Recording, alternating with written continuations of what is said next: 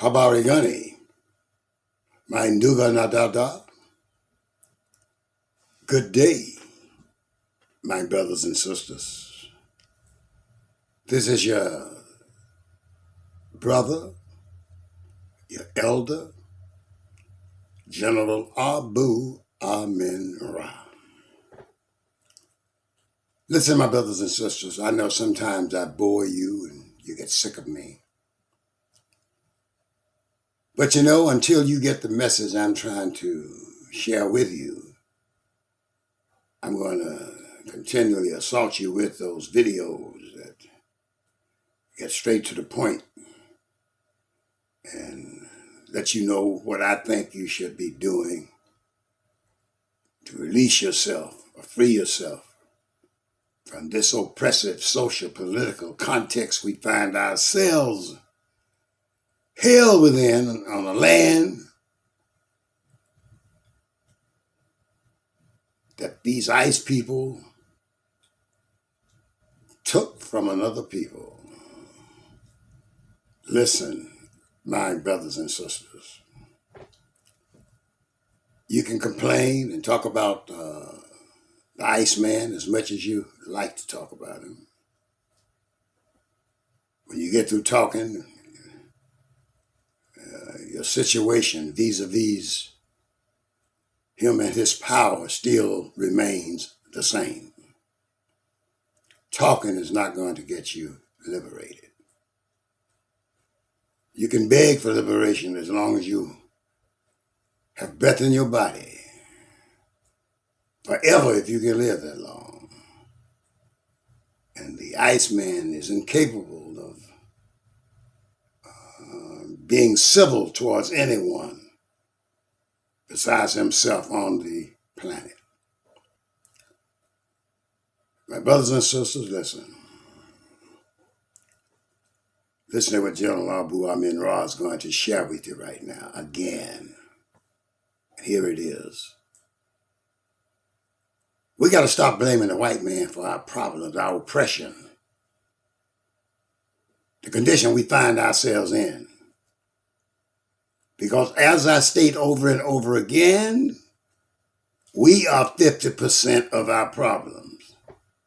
You see, you can't have a slave master unless someone consents or acquiesces to playing the role of the slave. There's agreement between the slave master and the slave. An agreement that the slave will do a certain role, or play a certain role, or act a certain role. And the master would play a certain role and act a certain role. And neither must venture from the role they agreed to play. Now listen, the role might be rough that you've acquiesced to play. Mr. Black Man, but you made the decision to play the role. You see, playing roles is a mental thing. You get into a role, you pretend you're someone else, you learn as much as you can about someone else or something else, and then you try to be that thing that you're portraying. So listen, my brothers and sisters, freedom is a mental thing. I want you to understand what I'm saying here. You'll never be free of anything until you free yourself of it in your mind. That's where freedom begins. As I keep telling you, the only thing that keeps us from freedom is not that we don't claim we want freedom,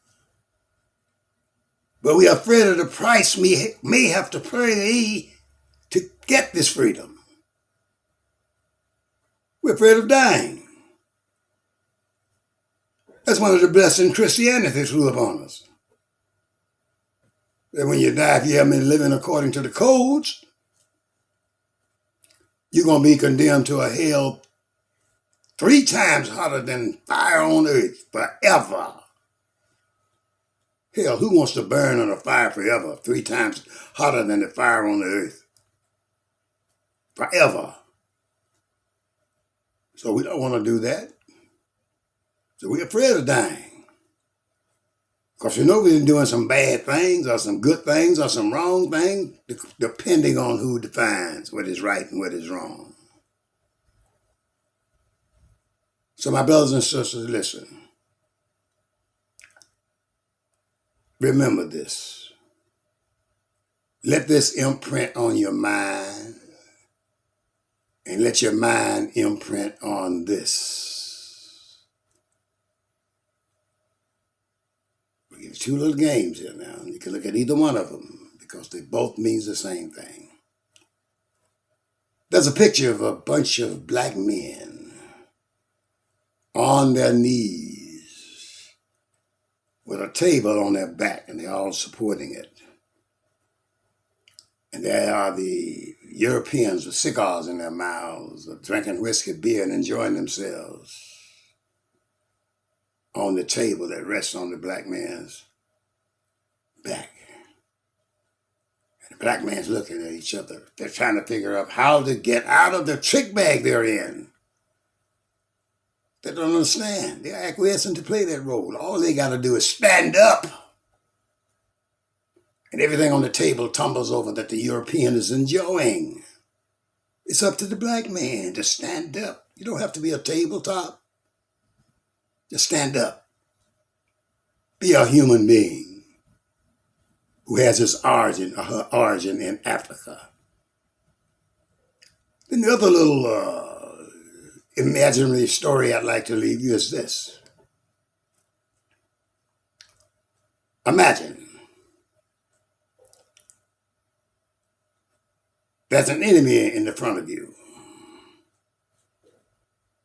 He has a gun at your back, at your head, at your chest. Tell you can't have your freedom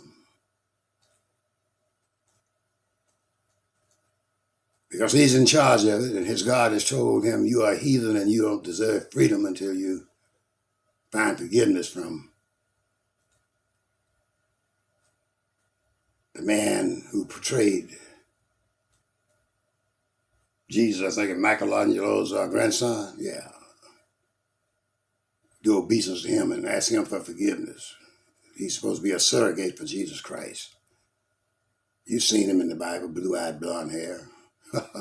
Michelangelo's nephew or grandson. But anyway, listen. The European, the caveman, has told the African man. There's a second story here now. We're going to play a new game. And in this game, there are going to be two characters, the master and the slave. The slaves are going to do all the work, and the masters are going to control the profits derived from that work. Now, you're going to work from sun up to sundown, 6 days a week at least, for 275 to 85 years. Now, listen. The box you are entrapped within is not a real box, but it's a mental construct.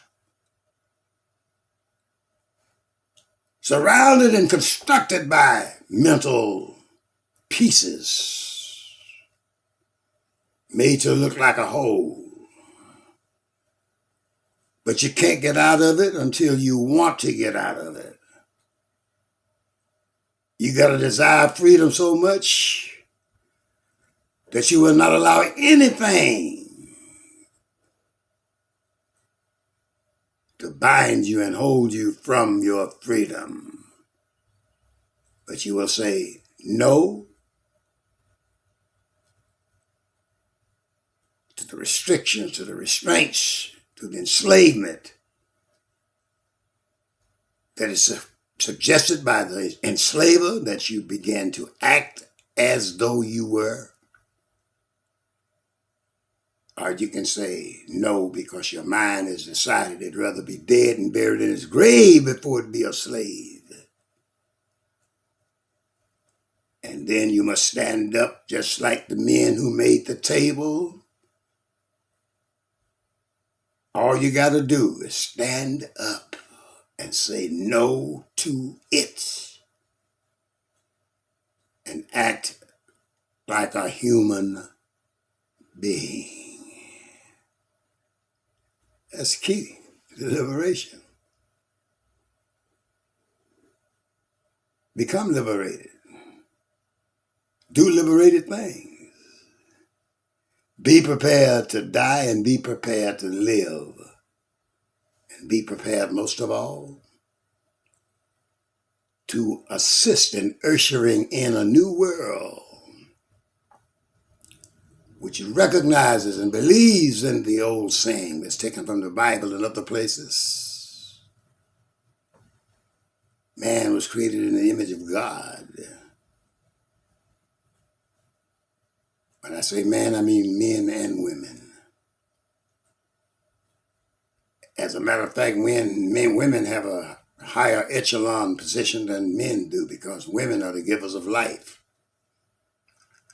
They bring all human life into being through the portal of their uterus from their womb to live in space until they accomplish their mission and return back to the tomb or the womb of the earth. You understand what I'm saying, brothers and sisters? If you do, once again, peace and the hotep to you.